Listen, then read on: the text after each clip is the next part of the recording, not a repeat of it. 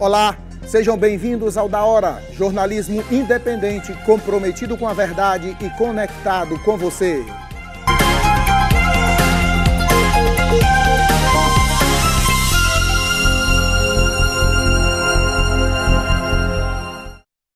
Salve, salve, queridos telespectadores, você que está ligado conosco, está chegando o Da Hora, o jornalismo mais independente do Brasil. Aqui o fato vira notícia com a credibilidade de 35 anos da Rede União de rádio e televisão. Vamos começar falando em segurança pública, pois um promotor de justiça foi preso em flagrante, suspeito de matar o idoso a tiros em Fortaleza.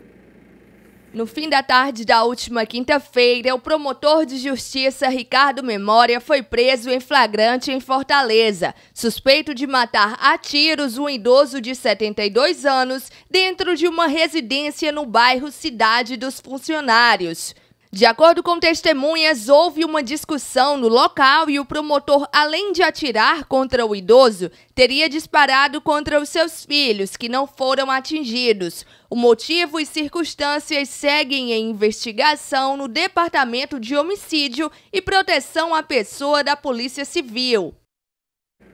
Ok, notícia triste, né? Um idoso de 72 anos foi morto a tiros por um promotor de justiça e aí a polícia está investigando. Vamos ver aí a causa, né? O que ocasionou essa discussão, o que levou esse promotor aí até a casa. Havia alguma ligação, eram amigos, havia algum negócio, havia algum tipo de atrito, algum tipo de ligação. Mas se a pessoa entra na casa do outro, provavelmente é porque havia algum tipo de ligação, não é isso? E a polícia vai nas próximas horas chegar a um denominador comum com relação a isso, para determinar as causas, as motivações de tal crime, né? Vamos falar agora que após acusações, o Marcelo Odebrecht foi absolvido em acusações de corrupção e lavagem de dinheiro. Marcos Vinícius Reis Bastos, juiz da Justiça Federal em Brasília, na última quinta-feira determinou a absolvição de Marcelo Odebrecht e Fernando Pimentel de uma denúncia do Ministério Público Federal de corrupção ativa, lavagem de dinheiro e corrupção passiva. A denúncia foi baseada em delações premiadas que, segundo o juiz, não demonstra o cometimento dos crimes contra a administração pública referidos na inicial acusatória. De acordo com a acusação do Ministério Público Federal, quando Pimentel foi ministro, teria recebido 15 milhões de reais da Odebrecht. Em troca, teve a liberação de financiamento do BNDES para a empreiteira. Aquela velha história dos financiamentos do BNDES para as empreiteiras, a empreiteira Odebrecht. Será que Marcelo Odebrecht ele foi absolvido, Norton Lima Júnior? Ele é inocente, esse rapaz? Tão inocente esse menino? O que é que você acha aí? O que é que você me diz? Cara, a Odebrecht é engraçada. Ela nasce da Bahia, né, e se consagra na Flórida. E ela entra na Flórida pelos braços dos anticastristas. E ela se enrola, ela se enrola muito quando esse grupo que estava em Miami resolve retomar a ilha. A Odebrecht, ela entra na Flórida como uma construtora anticastrista, né? Que ninguém faz negócio na Flórida se não for anticastrista. E ela se enrola dentro do processo todo a partir do momento em que ela vira castrista novamente, que é quando o Alf Farhul, que é o financiador das campanhas dos democratas nos Estados Unidos, começa a puxar novamente os negócios da ilha para ele, né? Esse cara saiu de Havana em 1959, praticamente com roupa do corpo. Ele chega na Flórida e ele monta um mega esquema de açúcar, né? E ele vira o magnata do açúcar. Esse cara é o financiador das campanhas dos democratas dos Estados Unidos e tal. Aí você veja como é engraçado. A Odebrecht, que é um orgulho, não deixa de ser um orgulho nacional, porque ela era a nossa primeira grande construtora multinacional que nós tínhamos, né? Aí como é que se perde completamente, né, em tudo o que se possa imaginar. E a grande contradição que o governo carrega, porque essa construtora é a construtora que pega os nossos recursos do BNDES, e faz essa coisa em Porto em Cuba, É quase a construtora oficial Não, do BNDES, né? ela foi E você falou aí em sendo Cuba, porque as principais obras que estavam sendo investigadas eram justamente as obras em Cuba. Também fazia as obras de Cuba. Não, Cuba, Angola. Cuba, né? Venezuela, Argentina, aeroporto em Angola. Entende? Aí aquela velha brincadeira, que essa foi uma das primeiras grandes porradas que o PT levou na opinião pública, porque as pessoas não aceitaram isso. Você tem, assim, uma demanda inacreditável por portos, né? Na região norte do país. Você tem, por exemplo, até no Piauí, eles não têm um porto lá, e o governo é do PT, né? Eles puxam essa história. Aí você diz assim, o cara não fizeram um porto aqui, mas fizeram um porto em Mariel, em Cuba, né? Que é uma coisa que não vai funcionar, porque o governo cubano ele não tem credibilidade de fechar negócio nenhum. E o gasoduto? Não, sem falar do gasoduto, sem falar de uma série de loucura. Tá? Eles fizeram o gasoduto no Uruguai também, tá? Assim, puxando a Dilma fez essa coisa toda. Mas as transações na África são as mais engraçadas, como esse aeroporto que tem em Angola, que é o aeroporto fantasma, né? Simplesmente não baixa nada. Cara, eles fizeram um aeroporto melhor do que o Pinto Martins aqui, mais bonito e tal, inclusive essa coisa toda. E ficou por lá. Quer dizer, quantos aeroportos a gente está precisando? Não estava tendo uma exposição de carros lá. Agora é o seguinte, como é que se inocenta o Marcelo Odebrecht, né? Se você tem o pai dele, né? O pai dele falando como é que era a história toda e brincando, porque dizer, se ele tivesse que pagar em charuto todas as transações que ele fez com o BNDES, ele não ia sobrar charuto tão cedo, né? Você tem essas delações elas não vão ser deletadas, entende? Assim, elas existem. Você tem pessoas falando formalmente que participaram de esquemas de propina, que foi um volume enorme de dinheiro que circulou, né? Todo esse bumerangue, esse efeito bumerangue dessas contradições, eles vão para a cabeça de quem está tentando criar uma ideia de inocência, né? A gente sabe disso. Ok, vamos de mais notícias, porque agora vamos falar em eleições, pois em período de campanha, o Marcelo Freixo desiste da legalização da maconha. Já mudou a história, vamos ver a matéria aí, né?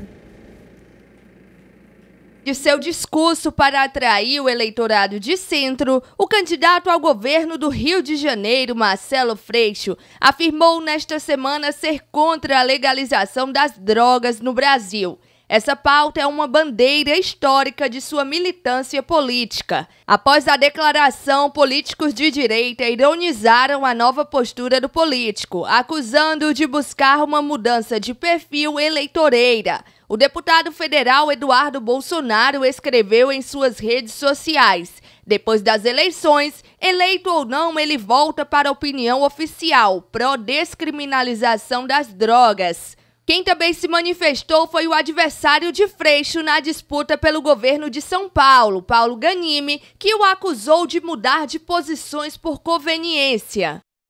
São Paulo. Ok, Marcelo Freixo, uma hora defende a maconha, outra hora não defende, a legalização, a descriminalização, a criminalização, é uma confusão só. Mas o que é que leva, eu queria entender, o que é que leva, né, um cara a subir na opinião pública defendendo uma bandeira e depois rasgar essa bandeira? O grande defensor da legalização da maconha no Brasil foi o Fernando Gabeira. E o Fernando Gabeira teve votações expressivas no Rio de Janeiro, né? Vai mostrar mais uma vez que o Freixo, né? Vão chamar o Freixo de frouxo, vão chamar o Freixo de tudo, mas na verdade é um oportunista. Ele está surfando na onda que é positiva, na onda que ele acha que está onde tem militância, onde tem audiência, onde ele pode tirar alguma coisa para puxar algum voto. Mas na verdade, se você prestar atenção, de imediato, Écio, ele já perdeu o apoio daquela turma ali do Caetano Veloso, sabe? Todo mundo já pulou fora do Freixo. Ele não ia conseguir avançar nessa pauta vanguardista, vamos dizer assim, né? De desmoralização dos costumes, vamos falar de outra maneira também assim. Ele não conseguiria avançar nisso, aí ele tentou fazer um movimento para puxar a pauta de centro, né? Agora, você imaginar o seguinte, o Rio de Janeiro, você tem aí mais ou menos 60, tem cidades no Rio de Janeiro onde a população é 60, 70% de evangélicos. E ele tem que fazer esse flerte com a comunidade evangélica, senão ele não consegue voto. Agora, o que é que aconteceu? Perdeu o voto dos maconheiros, né? Como diz o Siqueira, né? Perdeu os votos dos maconheiros e perdeu os votos dos não maconheiros. Esses votos dos não maconheiros, né, também ele não vai ter. Ele nunca teve. E é impossível ter. Qualquer candidato que defenda a descriminalização das drogas e aborto pede logo de imediato o voto dos evangélicos. Que tem outro também, outro caso. Dos cristãos. O candidato do Piauí também, ele fez assim, ele no debate, o candidato do PT no Piauí, o Rafael Fonteles, que é um cara engraçado. Ele no debate, ele defendeu toda a pauta que se chama conservadora, né? Que é contra o aborto, contra a maconha, contra isso, contra aquilo, contra aquilo, contra... Ele foi simplesmente assim, as pessoas até brincaram com ele assim, ele mudou de lado, ele tá votando agora no Bolsonaro, né? É o tapioca. O velho tapioca, né? Depois da afrouxada do Marcelo Freixo, nós vamos a um rápido intervalo, daqui a pouco a gente tá de volta. Será que eu vou conseguir falar?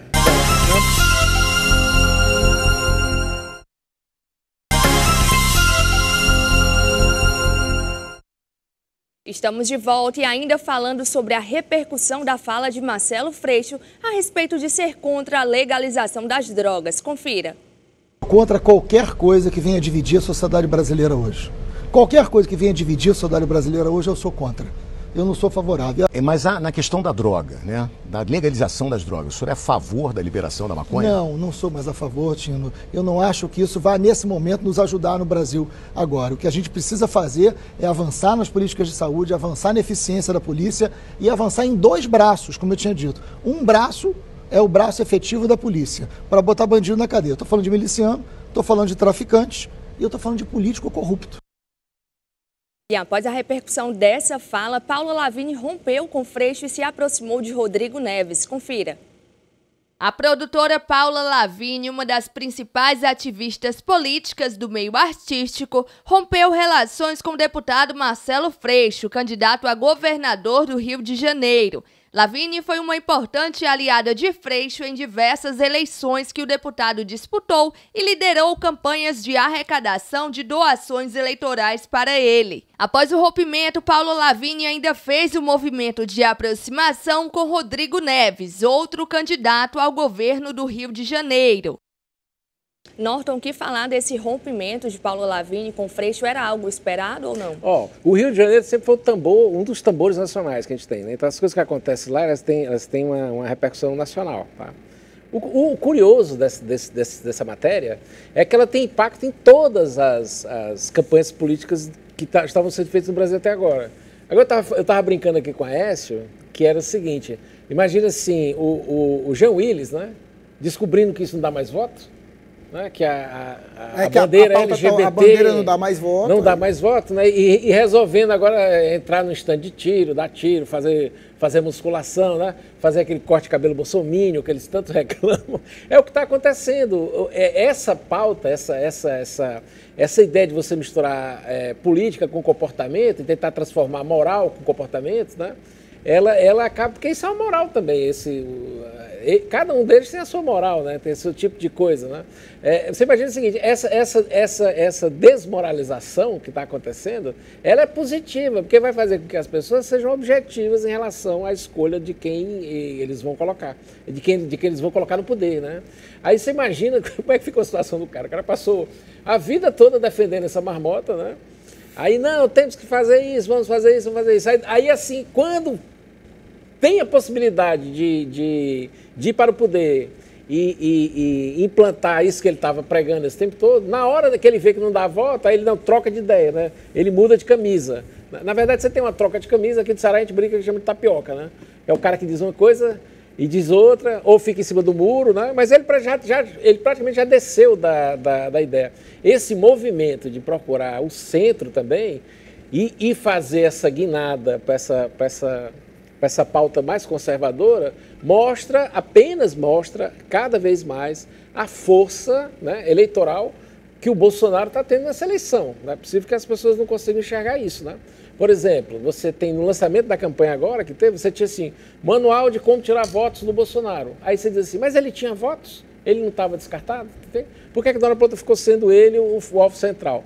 Aí essa tentativa de absorção, né, desse conteúdo, de todo esse conteúdo relacionado a essa pauta conservadora, já na boca desses caras, vai gerar uma série de confusão. Então imagina agora como é que vão ficar os artistas, né? Os artistas que apoiavam a campanha do Freixo, eles vão ficar todos assim, mas o que é que aconteceu?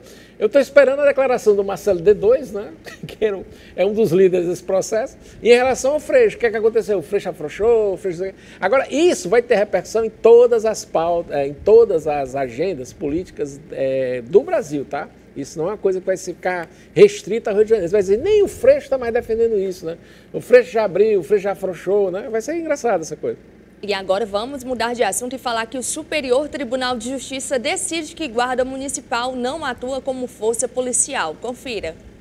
Foi reafirmado pelo Superior Tribunal de Justiça na última quinta-feira o entendimento que a Guarda Municipal não pode atuar como força policial. A justificativa é que a força não está entre os órgãos de segurança pública previstos na Constituição Federal. Dessa forma, sua atuação deve estar limitada à proteção dos bens, serviços e instalações do município.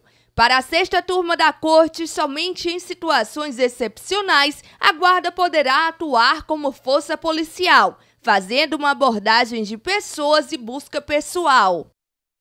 Achei um tanto quanto esquisita essa posição do STF com relação à Guarda Municipal, as guardas municipais não tão utilizadas nos últimos tempos e principalmente alegar a inconstitucionalidade da força, né? Porque quando se tem qualquer coisa no Brasil, aí se cria uma emenda constitucional, né? Legaliza uma coisa, quer legalizar algo, agora quando é relacionado à segurança, aí não tem ninguém que crie uma emenda constitucional que legalize a guarda como uma força policial. Então por que esses caras estão andando armados mesmo? Não estou entendendo.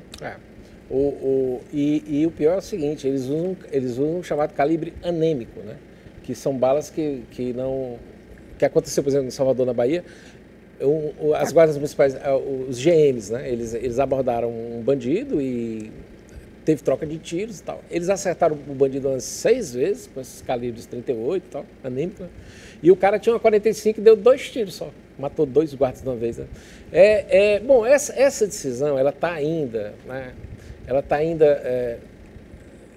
tem decisões que são muito desinformadas, entende? A ideia da Guarda Municipal eu considero uma das coisas mais avançadas que nós tivemos nos últimos anos, né, para ajudar, para mitigar, né, essa violência urbana que tá muito grande. Mas ainda falta investimentos em treinamento, as cidades já pela própria legislação, se eu não me engano, 13 mil e alguma coisa, eu não me lembro o número agora, mas eles tinham as cidades teriam que se adaptar a esse formato das guardas municipais, né? Ela é uma coisa avançada, ela já está em alguns programas de governo aqui, desses candidatos ao Ceará, a governador, acho que no Roberto Cláudio até, ela foi citada como uma ideia, né, de você fazer um sistema estadual de guardas municipais. Aí, o que precisa ser feito é que as pessoas têm que esclarecer o papel das guardas municipais, que ela não é uma polícia ostensiva, ela faz um policiamento comunitário, um policiamento preventivo, né? Mas tem poder de polícia. Tem. Né?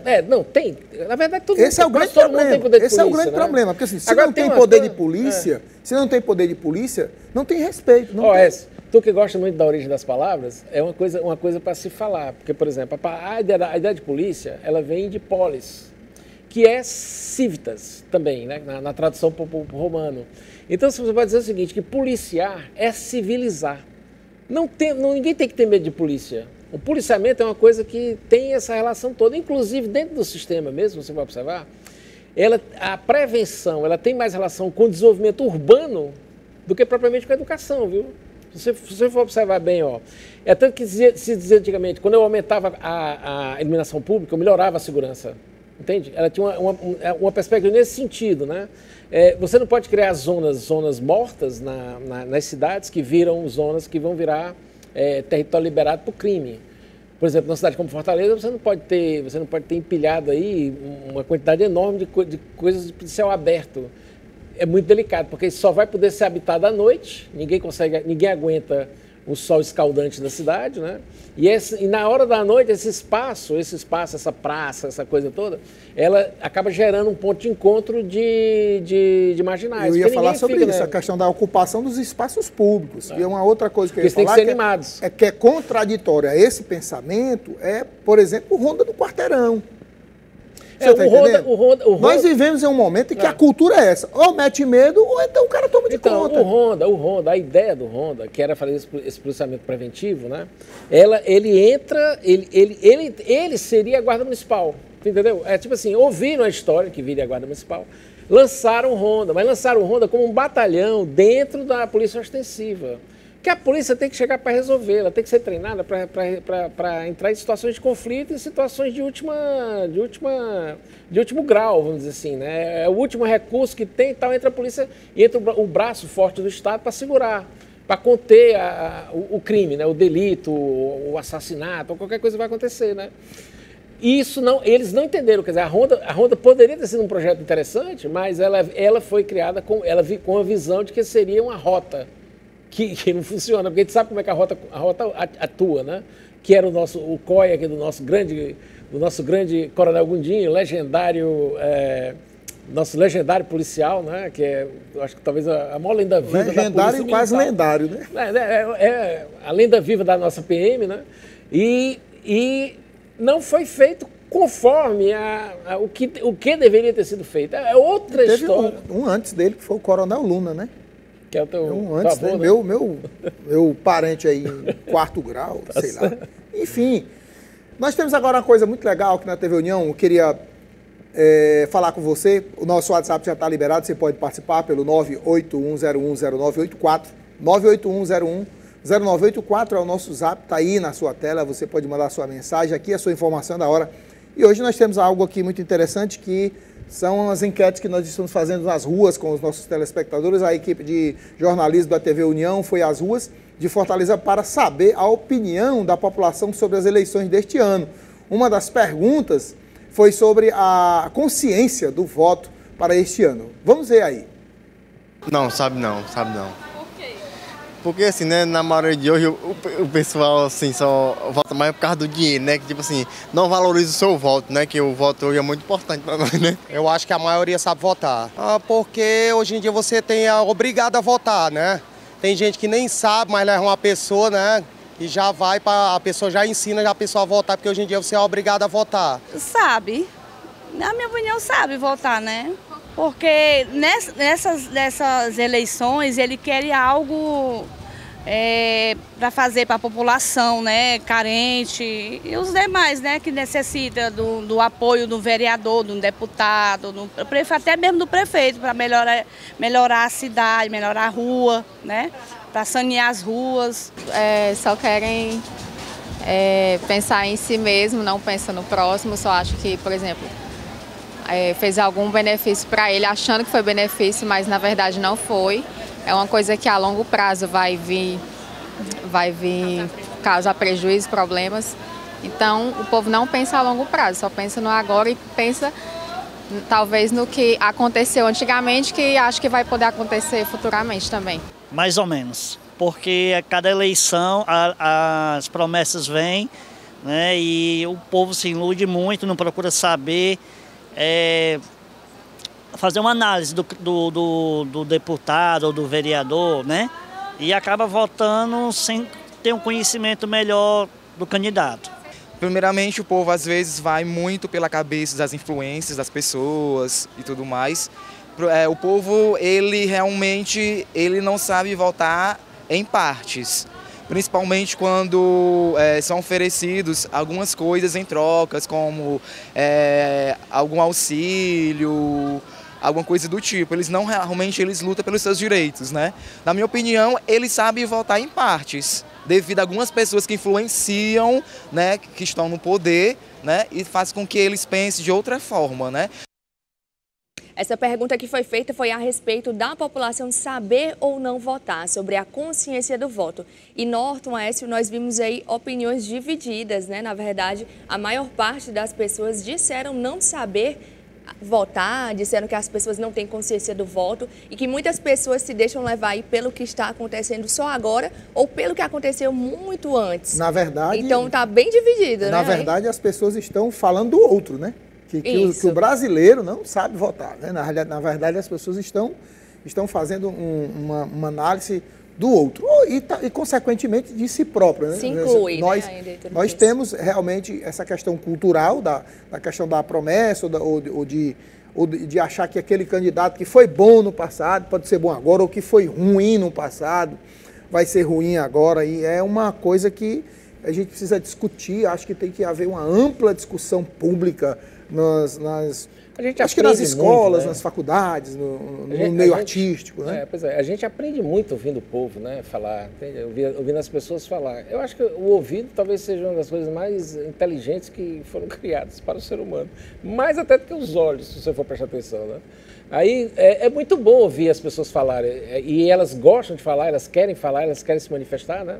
Eu acho que esse conteúdo colaborativo a gente só tem a ganhar, todo mundo vai sair mais inteligente desse processo todo, né? Tem o ditado, não é à toa que o ditado é muito sábio, né? A voz do povo é a voz de Deus. A gente encontra no momento aí algumas percepções coincidentes, né? Algumas pessoas falam mais ou menos no mesmo rumo, né? Mas já se sente por aí a carência de debate sobre políticas públicas, né? Você essa coisa do poder pelo poder, eu acho que pelo que está dando para ver aí, esse jogo de compra de votos, essas coisas, as pessoas já estão reclamando disso e tal, né? Eu achei boa, achei muito positivo essa primeira rodada que a gente tem. Ainda está num volume pequeno, mas a gente vai aumentar, vai intensificar bastante isso, né? Na realidade, vai ser uma coisa, vai ser uma das marcas da TV, né? Do nosso, ninguém é dono da verdade, a gente quer que as pessoas falem, né? E é muito bom ouvir o que as pessoas estão falando, que aí assim a gente vai entender o que é a realidade de fato. Não é o que a gente está pensando e não é o que a gente está imaginando, nem o que a gente está idealizando. É o que é o concreto, é o real. Mas tem mais perguntas aí, né? Isso mesmo. Ainda dentro das enquetes, devido a várias polêmicas no cenário político brasileiro, será que a população está interessada mesmo em votar? Vamos conferir. Nenhum. Por quê? Porque até agora nenhum me convenceu que seria o melhor para nós. Essa eleição, rapaz, a gente quer que melhore, né? A gente vai na intenção de melhorar, votar e melhorar, né? Então você tem interesse? Lógico que eu tenho interesse, lógico, a melhorar, né? Que a situação já está ruim. A gente vota na intenção de melhorar o país. A intenção é essa. 60%, que ainda vou estudar mais esses candidatos aí, né? Para ver o que vai ser melhor para todos nós, né? Nessas eleições, depois das eleições, né? Meu grande interesse é que eles realmente façam cumprir o que eles realmente prometem. Porque, primeiramente, eles não estão ali, não vão estar no poder, não por alguém em troca que nos oferece, porque isso é dever dele, é dever do Estado, é dever do Brasil. Então eles estão lá porque a gente elegeu ele, a gente somos os patrões dele, e não eles são os nossos patrões. Então que a gente possa pensar consciente e voltar realmente naquilo que a gente pensa que é o melhor para a gente e para a população brasileira. Ok. Vamos conferir ainda, estamos nesse momento aqui com as nossas enquetes de rua, nossa equipe de reportagem foi até as ruas de Fortaleza, conversar com a população, com o povo comum, uma pessoa simples, o eleitor que está ali, que também entende um pouco de política, né? Também entende bem de política. Você vê que está né? batendo algumas opiniões aí já, com algumas informações que nós temos, né? Que, por exemplo, eu não vi esse dado no Ceará, eu vi esse dado no Pernambuco, um dado já consolidado. Quer dizer, um dado em transformação, né? Mas é uma coisa concreta. 37% dos pernambucanos falam que vão votar em branco e nulo, né? Aí você vai somar mais com a abstenção das pessoas que não sequer vão à cabine de votação, né? A zona eleitoral, a zona eleitoral, né? A zona eleitoral para votar. A sessão eleitoral. A sessão eleitoral para votar, né? Você vai somar isso aí, você vai ter uma quantidade enorme de pessoas, né? Bom, tomara que você tenha que essa onda que está sendo montada, ela venha uma contra-onda nesse sentido que as pessoas votem, né? E votem de maneira consciente. O que a gente vê aí é que o grau de interesse está cada vez mais diminuindo, né? por conta dessa quantidade de promessas incríveis que eles fazem, promessas que não dizem de onde vem o recurso, não dizem como é que vão fazer. Fala assim, eu vou resolver, eu vou pintar o mar vai ficar vermelho, o mar vai ficar vermelho, o céu vai ficar azul, não, o céu vai ficar verde, o sol vai virar lilás. Sertão vai virar mal, não vai mais virar sertão, mas o povo também... Essas promessas loucas, trazer base para a NASA, para o Ceará, entendeu? De FBI, FBI para o Ceará, CIA para Quiterianópolis. Essas ideias loucas que, na verdade, a gente sabe que não é fácil. Ele foi longe agora. Quiterianópolis? CIA em Quiterianópolis. Chega lá, a cidade que tem mais minério aqui no Ceará, né? Quiterianópolis? Quiterianópolis. Não, Quiterianópolis. Santa Quitéria que tem a mina da Itataia. Rapaz, urânio e fosfato. Mas então tem Quiterianópolis Quiterianópolis também. Ali vizinho em Parambu, ali, na região Muns ali e tal, né? Tauá, perto de Tauá. Dizem que Tauá tem muito ferro, não sei, né? Eu sempre costumo brincar, eu digo que Tauá é uma... Eles viram lá, quando os bandeirantes chegaram naquela região, viram muita pirrita no solo e acharam que era ouro. Aí eles trocaram tapa lá, mataram o índio, porque tinha os índios jucás lá, que eram muito violentos, né? Daqui a pouquinho a gente vai ver. De sangue enorme lá, e ainda hoje as pessoas que tem lá não vendem as terras de lá. É engraçado isso. Só o doutor Djalma Pinto que disse que tem uma fazenda para vender lá no Tauá. O doutor Djalma tem uma fazenda em Tauá. Bom, acho que eu vou lá dar uma olhada nessa fazenda, né? Mas a gente vai a um rápido intervalo, daqui a pouquinho a gente vai voltar justamente continuando falando com as pessoas na rua sobre as eleições. Voltamos já.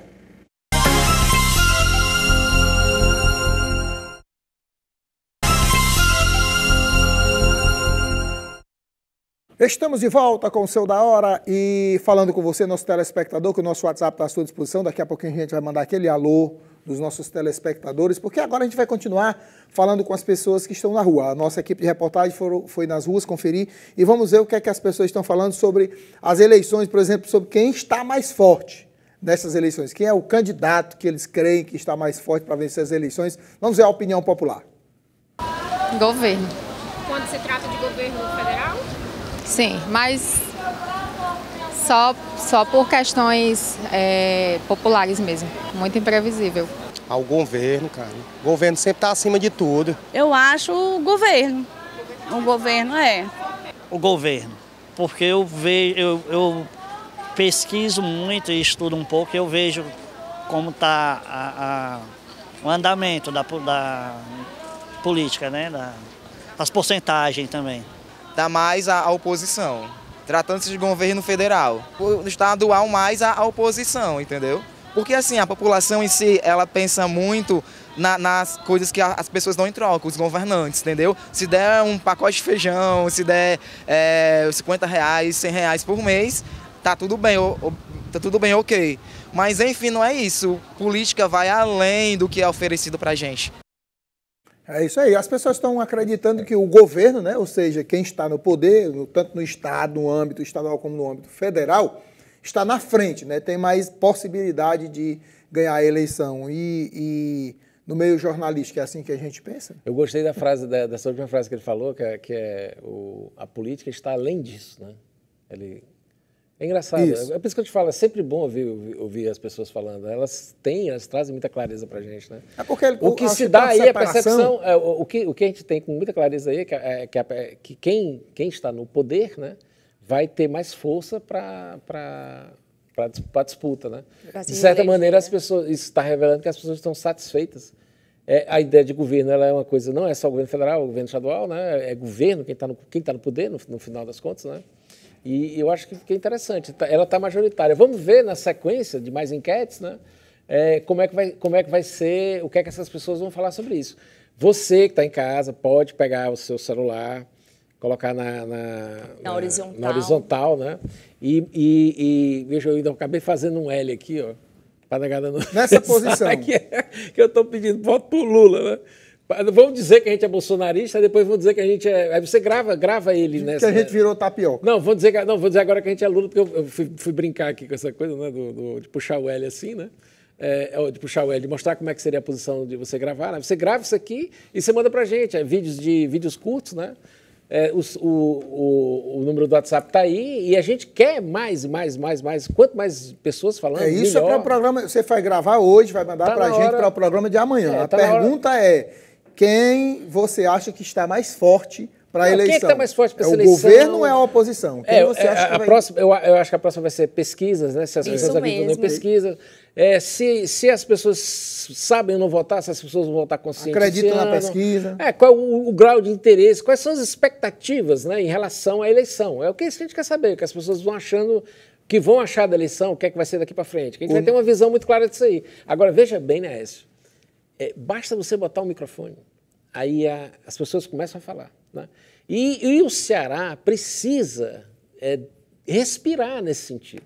Ter esse espaço que você permita, né, que as opiniões comecem a circular. Não apenas a opinião de quem está aqui atrás da bancada, né, mas sobretudo de quem está aí, do outro lado da tela, ouvindo o que a gente tem a falar. Né? Nem sempre são palavras, como é que eu digo, são sentenças fechadas, assim, é a palavra definitiva. Né? O que a gente quer é isso, a gente quer esse conteúdo, essa colaboração de vocês. Né? A união se faz com participação. Isso mesmo, e ainda nas enquetes, vamos ver agora se a população ainda acredita nas pesquisas eleitorais. Confira. Não. Por quê? Porque eu acho que tem muita compra por trás aí, muitas manipulações. Não, acredito não. Por quê? Porque não. Você vai acreditar em pesquisa, tá entendendo? Hoje em dia você acreditar em pesquisa não adianta de nada.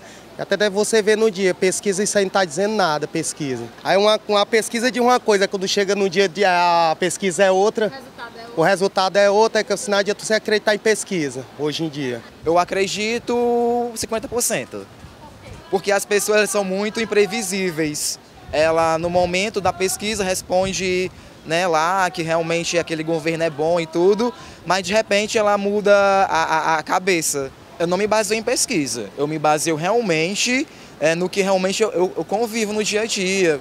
Não fica influenciado, você influencia as outras pessoas ao seu redor. Não baseio não. Baseio pelo fato do que eles fazem para a população, né? Não se baseia em pesquisa, não.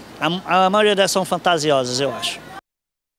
E voltamos aqui registrando a participação do nosso telespectador. Temos aqui o Mardônio Cavalcante da Maraponga que fala: no dia que o povo brasileiro aprender a votar, teremos um país bem melhor para todos. E temos aqui também a Célia, a Mônica Medeiros, o José Nobre, o Adailson, o Jonas Félix e o Francisco ligadinhos no Da Hora e participando em nosso WhatsApp. Marília, e agora... Oi, e pode desculpa falar. aí me interromper, também de ontem fiquei devendo aqui a uma família lá no Pirambu, Alípio Rodrigues, meu amigo, a dona Ângela, o Ângelo e o Alípio Filho, também o Carlos e o meu amigo parceirinho, Edivaldo Queiroz, primo do tio do nosso Queiroz do Povo, do nosso amigo Queiroz do Povo, lá no Pirambu, todo mundo ligado aqui no Da Hora. Também lá no José Walter, o Amadeu, que ontem eu fiquei devendo aqui e está registrada aí a participação desse pessoal com a gente aí. Também meu amigo Vandinho, lá no centro da cidade, que está ligado no Da Hora. Tem gente que não... eu não assisto meio-dia porque eu estou trabalhando, mas eu assisto a reprise às 18h30, então aquele abraço para você também. E agora vamos falar que a Câmara do Rio de Janeiro cassou o mandato de Gabriel Monteiro. Confira só. Foi publicado na manhã desta sexta-feira no Diário Oficial da Câmara de Vereadores do Rio de Janeiro a cassação de Gabriel Monteiro. 9 vereadores se manifestaram e nenhum deles defendeu Gabriel. O documento aprovado por unanimidade pelos 7 membros do colegiado sugeria que o plenário retirasse a cadeira de Monteiro por filmagem de cena de sexo explícito com um adolescente de 15 anos, agressão e ameaça à pessoa em situação de rua, exposição vexatória de criança e abuso sexual contra uma criança. Mesmo após a cassação, ele poderá se candidatar ao cargo de deputado federal nas próximas eleições. Norto, sua análise sobre essa decisão aí da Câmara de Vereadores do Rio de Janeiro. Esse caso é mais um que tentam politizar e, né, devido a ele ser ligado ao Bolsonaro, em tese, né? Na verdade, ele tem, assim como tem muita gente que se dizia ligada ao Bolsonaro, que no final das contas não era.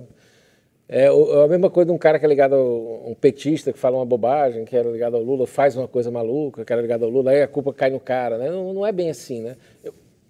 Eu acho que essa questão está na área do Código Penal, Ela sequer é uma questão do ponto de vista, não entra na questão não deveria ser gerado como um debate eleitoral, como as pessoas estão querendo fazer. Lançam a praga, né? E colocam. Quer dizer, ele cometeu, pelo que está se vendo aí, mas a Câmara não é um tribunal ainda, né? Não é o Poder Judiciário. Vamos ver como é que vai ser. Foi caçado politicamente. Foi caçado, a justiça está tramitando na justiça o processo. Vamos ver como é que vai ser essa questão, se ele vai ser um condenado por política penal, né? Ele perde o mandato, questão de decoro. Já perdeu o foro privilegiado, né? Mas eu acho que na Câmara nem tem, né? Acho que é mais deputado federal. Acho que a Câmara é um cara comum. Ele não gosta desse status, né? Então, mas aí de qualquer agora, forma, mas tem um privilégio. Tem um privilégio.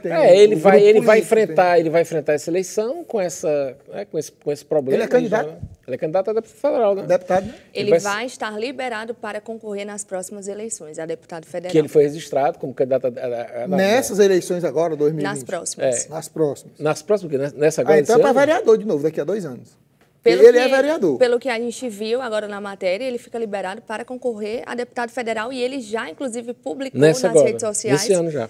Né? Aí eu fiquei até em dúvida se já é nessa. Não, ele é candidato. Mas aí, vamos supor já ele como candidato. Você acredita, Norton e Aécio, vocês creem que tem possibilidade dele ganhar, mesmo após essa polêmica, que a gente já vem acompanhando aqui no Da Hora há tempos? Porque ele não foi condenado pela justiça. Mas é um caso bem polêmico, né? Isso que ele está sendo acusado. Não, o próprio comportamento dele, ele é um cara polêmico. Ele entrava nos hospitais à noite, ele ficou famoso nessas redes sociais e fazendo isso. Ele entrava nos hospitais à noite, acordava os médicos, importunava, quer dizer, ele mexeu com muita gente influente, né, e tal, ele um soldado, né, um cara da PM, acho que era um cara da PM, e ele entrava no hospital à noite, acordava os médicos, dizia, você tem que estar no plantão e não estar dormindo, né, que as pessoas usavam o plantão para dormir, era muito comum isso aí. E ele se notabilizou por isso, né, então ele tinha um trabalho em defesa da população. Agora, esse outro lado também é aquela coisa, se você vai defender, né, se você vai atacar, você também tem que estar preparado para receber. Você não pode ter telhado de vidro para a turma não te pegar, né? Então, é aquela história, você lança uma pedra, né? Vai vir uma enxurrada em cima de você também, né? É aquela história do bateu, levou. Ele levou agora, né? A gente sabe que esses vídeos, essas coisas que ele tinha, essa simulação que ele fez também, de estar em conflito, né? De estar em confronto armado, etc., só para iludir as pessoas, para imaginar que ele estava participando de algum tiroteio, essas simulações todas, né? E também tem artista. Muito... né? O cara fez isso. Agora também tem muito isso também de bater nele, eu acho que ele é evangélico também, né? Aí eu não sei. Não sei, ninguém sabe, né? Tem muito isso também, tem tipo, todo mundo agora vai pegar qualquer coisinha, aí para jogar além nos evangélicos, né? Aí você não vê isso em outras... Tem de fato, isso é uma coisa que a gente sabe, tem uma orientação... Porque tem uma coisa assim, Norton, me perdoe me interromper, tem uma coisa assim, é muito ligado, é muito isso. As pessoas dizem assim, fulano de tal é evangélico. Mas existe um fundamento para isso. O evangélico ele tem que pertencer a uma igreja e tem que ter um pastor. O evangélico mesmo, para dizer assim, sou evangélico, eu pertenço a uma denominação, a uma igreja, eu tenho um pastor, eu sou simpatizante. Porque o que tem muito é simpatizante. Aí o cara vai na igreja de um, na igreja do outro, diz que está lá e faz isso, faz aquilo, e diz que é evangélico. Então, existe essa diferença, e as pessoas se aproveitam disso, muitas vezes, para tirar os votos dos evangélicos. Mas em se tratando de Rio de Janeiro... Mas tem mesmo uma percepção aberta aos evangélicos. A gente sabe, tem. Né? Não é de hoje, no dia que não tiver... Na época que chegou, eu até cheguei a falar que um dos primeiros que abriram para a igreja evangélica entrar, né? Por exemplo, o padre Inciso Romão Batista, ele permitiu a entrada em Juazeiro das igrejas evangélicas, né? Da Igreja Batista e acho que da Assembleia de Deus também, aquela era muito forte, né? Que vem do Pará, né? É um grupo de pessoal que vem para cá e entra. Tem uma história belíssima, assim, dos pastores do sertão, que foram os primeiros... o primeiro ministério, aquela região do Cariri, que entrava com a Bíblia, né? E devastava, eles enfrentaram jagunços. Tem uma história linda do pastor... Samuel? Do pastor Queiroz, que era o pai do Gidel Dantas, né? Pai do Carlos Queiroz, desse pessoal todo, que eles eram da Assembleia de Deus, e ele foi um dos primeiros pastores a a entrar pelo sertão, pregando, né, essa coisa. Aí ele enfrentou bala, enfrentou fome. O pastor Samuel Munguba, pai do Munguba Júnior, aqui da igreja Seven Church, que era a antiga igreja de Porangabuçu, igreja batista de Porangabuçu. Eu fui colega de sala do Comunidade Samuel, do Amor, né? Isso, o pastor Samuel foi apedrejado no sertão, pregando já com essa coisa. Chegou a ser apedrejado naquela época. Na época que eles andavam pelo interior, cara, então é muito nova, mas assim, chamavam de bode. Isso. Eles chamavam são os bodes, né? Aí achavam que era, dentro da coisa, ficavam dizendo que não eram pessoas que acreditavam em Deus, essa coisa. Quer dizer, eu acho que se você tem uma comunidade dessa, que tem tem uma coisa já forte, né? No Rio de Janeiro está chegando essa quantidade de... Na realidade, o padre Cícero, ele usou a estratégia de Gamaliel. Você falou aí antes, a voz do povo é a voz de Deus, isso surgiu com Gamaliel. E depois, no ano 35 depois de Cristo, aí houve um combate da própria igreja a essa questão, não dizendo que nem sempre a voz do povo é a voz de Deus. Que lá na frente cai nas teses de Marx Zurich, de Lutero, né, naquelas teses lá, aquela polêmica lá da reforma protestante, e que o Gamaliel disse, rapaz, se essa coisa for de Deus, não tem quem impeça. É melhor a gente não mexer com esse povo. E o padre Cícero fez a mesma coisa. Disse, rapaz, vamos deixar esse pessoal quieto aí, que eles ficam na dele, a gente fica na nossa. Entende? Não adianta a gente querer mexer com isso aí. Por quê? Porque todo mundo percebeu a mesma coisa que Constantino percebeu, que quanto mais se matava cristão, mais surgia cristão. Então, é melhor que se conviva todo mundo junto. Foi mais ou menos nessa base aí. Mas vamos falar agora de notícias, né? Porque de acordo com o Fórum Brasileiro de Segurança Pública, o número de policiais candidatos cresceu 27% em comparação com as últimas eleições. Um levantamento realizado pelo Fórum Brasileiro de Segurança Pública mostra que o número de policiais candidatos nas eleições gerais do Brasil cresceu 27% em relação às eleições de 2018. Em 2022, foram registrados 1.866 candidatos oriundos das Forças de Segurança Pública e Defesa, contra 1.469 em 2018. Os números foram obtidos a partir de dados preliminares do Tribunal Superior Eleitoral. O levantamento também mostra que, se forem consideradas as proporções de candidatos dessas categorias em relação ao total de candidaturas em cada unidade da federação, teremos uma média de 6,6% de participação de policiais nas eleições deste ano. Os estados com os maiores percentuais de candidatos das forças de segurança são o Amazonas e o Distrito Federal, com 11,3% e 10,1%, respectivamente, do total das candidaturas locais.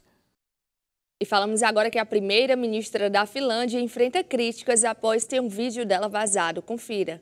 Na última quinta-feira, a primeira-ministra da Finlândia, Sanna Marin, fez um pronunciamento para se defender das críticas que recebeu por vídeos vazados em que aparece rebolando. Em imagens divulgadas, a primeira-ministra finlandesa aparece dançando e cantando durante uma festa privada com um grupo de amigos dentro de um apartamento. Adversários da líder chegaram a sugerir que ela deveria ser submetida a testes de drogas. Em seu pronunciamento, Sanna Marin declarou: "Estou decepcionada que esse vídeo tenha se tornado público. Eu passei a noite com os amigos fazendo festa sim, dancei e cantei, mas não tenho motivos para me drogar ou nada além de álcool. Fiz coisas perfeitamente dentro da lei e nada a esconder."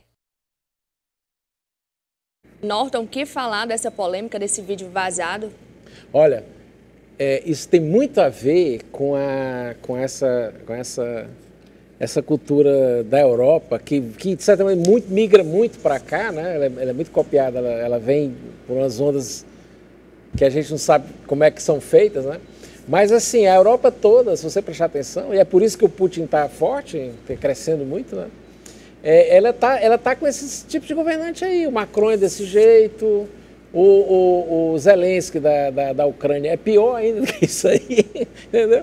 A Finlândia sempre foi um país assim, muito complicado, porque ele sempre foi um país muito nazista, ele participou do cerco de São Petersburgo, essas coisas que eles fizeram, mataram muita gente lá, são muito complicadas. E eles estavam nessa onda, né, contra a Rússia, que vai acabar desaguando agora, que a Europa vai começar a esfriar, a fome vai aumentar, o frio vai aumentar.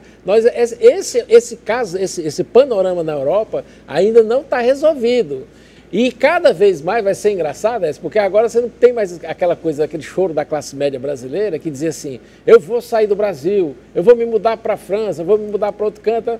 Vai ficar caracterizado que o Brasil é um dos melhores países do mundo para se viver. Essa é a realidade. Esse povo está aí, vive de umas subvenções tem um padrão de vida enorme, né? A partir dessa nossa impedindo que o Brasil se desenvolva e que países como os nossos, né? Como países iguais a nossos, não cheguem a um grau de desenvolvimento. Fique sempre ali acorrentado como um cachorrinho que eles podem fazer, que eles podem puxar e tal, né? Mas esse assunto da Europa, nesses próximos meses, vai ficar ainda mais evidente que eles são vítimas desses governantes que eles elegeram. Agora, às vezes também... Governantes com essas pautas frouxas, do freixo, tá? Frouxo. Que é essa coisa, porque eles têm essa coisa Afrouxou o facho. Né? Vai ser cada vez mais assim... vai ficar patente que eles são um bando de louco. Drogado, álcool, bebem demais, E como é que você vai decidir, rapaz? Se você não consegue nem dirigir um carro bêbado, como é que você vai dirigir um país? Mas aí a gente também esbarra numa questão que é o seguinte, me parece que assim, a gente leva muito aquela questão o político parece que ele não tem vida privada, né? A vida dele. A mulher estava lá dançando, tomando os negócios dela lá e tudo, aí pega isso e acha que... Por exemplo, nós tivemos aqui o Juracy Magalhães, que gostava de tomar uma pingazinha, aí foi pro programa do Jô Soares. Mas como é que pode? Você gosta de beber, bebe tanto e administra tão bem? Porque na época o Juracy tinha sido eleito o melhor prefeito de capital do Brasil, né? E aí o Juracy até deu uma boa cortada no jogo, que não convém falar aqui, não posso falar, né? Mas as pessoas têm que entender que o político, a pessoa pública, o político, ela tem a vida dela privada também, tem os momentos dela, e também é um ser humano, né? Que pode cometer erros, não quer dizer que ele vai administrar mal o país, mas no caso aí, é porque, por exemplo, o Putin, quando faz essa operação na Ucrânia, ele deixa muito claro que ele estava em trabalhar para desocupar do poder uma casta de políticos assim, completamente viciados. Ele falou claramente, são um bando de drogados. O Kadyrov, que é o líder da Chechênia, que é um cara interessantíssimo, assim, que as pessoas deviam observar mais ele, né? Também falou, eles são uns bandos de loucos, são alucinados, esses caras fazem orgia, é uma vida completamente fora da realidade, entende? Isso não é uma coisa assim que você possa dizer... o poder demanda uma certa responsabilidade, o poder demanda uma certa... Não é o cara que vai poder brincar. Nós temos um caso aqui recente, né, de um prefeito aí da região metropolitana que teve um problema, morreu por causa dessas coisas. Então, ele tem que prestar atenção nisso, tá? Não é uma brincadeira. O exercício do poder é uma coisa que tem que ser feita com muita responsabilidade e com muita... até, vamos dizer assim... como é que a gente vai chamar? Uma resignação ou uma renúncia, pronto, a palavra está dizendo, uma renúncia dessas vontades particulares e tal, dessa brincadeira. Não é uma brincadeira, entende? Assim, não é uma coisa para você fazer uma farra o tempo todo, né? A gente tem notícias, assim, de passado recente, de presidente do Brasil, né, que passou 6 meses embriagado. Né? Passou 6 meses embriagado. Aí ninguém sabe porque a coberta faz aquela coisa toda. E a gente está vendo aí, não sei se vai mas nas redes circularam muito essa história da garrafa, Como é que o cara vai dirigir um negócio desse? Isso não é diferente, né, dessa coisa da cachaça do nosso velho Jura, né? Ok, então a gente fica aguardando amanhã você enviar o seu vídeo na posição horizontal do celular. Envia pra gente o seu vídeo, porque o nosso Da Hora tá chegando ao final. Quero agradecer a sua audiência. Amanhã não. Segunda-feira, a gente está de volta com o seu Da Hora. Obrigado pela sua audiência. Aquele abraço. Obrigada a todos. Até segunda.